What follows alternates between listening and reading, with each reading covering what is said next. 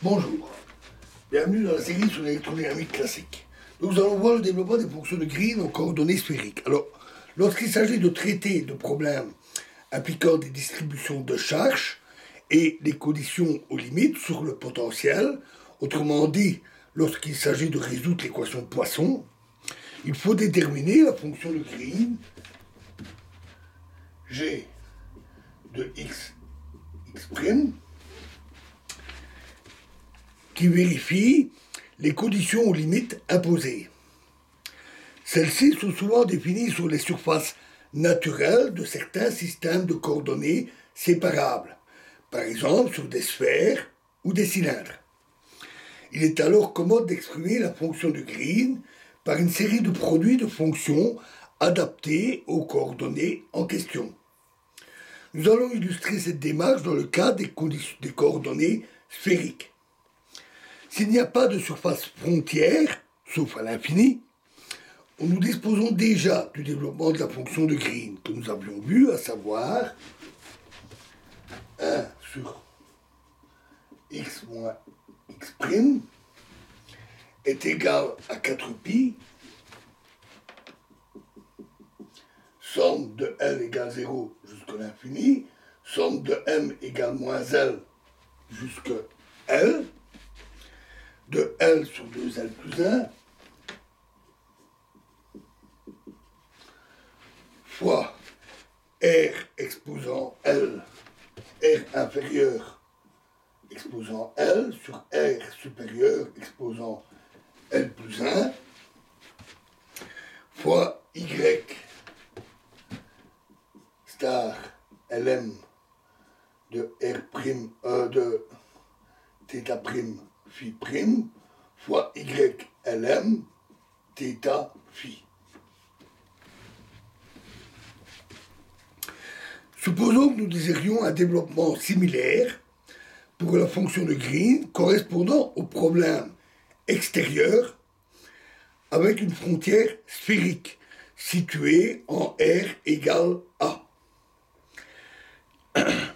Ce développement s'obtient facilement à partir de la forme image de la fonction de Green qu'on a vue, c'est-à-dire dans l'étude de la fonction de Green pour la sphère par la méthode des images.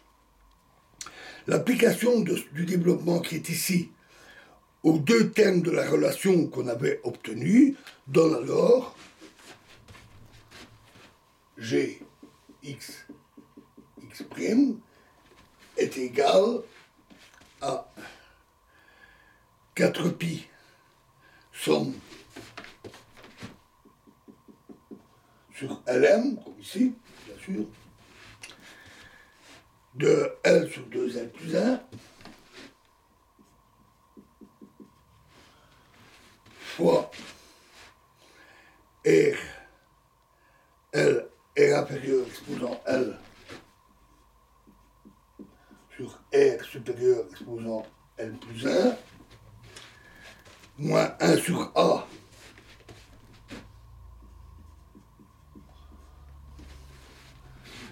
A carré sur R', exposant L plus 1, fois Y star Lm θ' phi prime, Y Lm θ phi.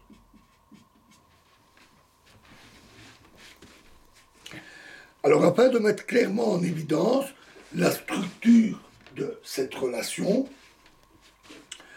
et montrer que cette expression vérifie les conditions aux limites, écrivons séparément les facteurs radiaux pour R inférieur à R' et R supérieur à R'. C'est ce facteur-là, il devient 1 sur R'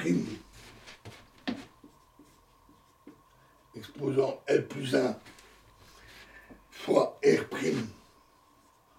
R exposant L, pardon, moins A, un grand L pour distinguer du prime, moins A exposant 2L plus 1,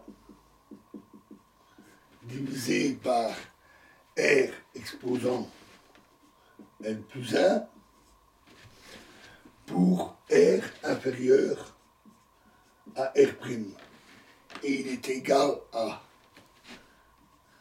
R' exposant L moins A exposant 2L plus 1 divisé par R' exposant L plus 1 fois 1 sur R exposant L plus 1 pour R supérieur à R'.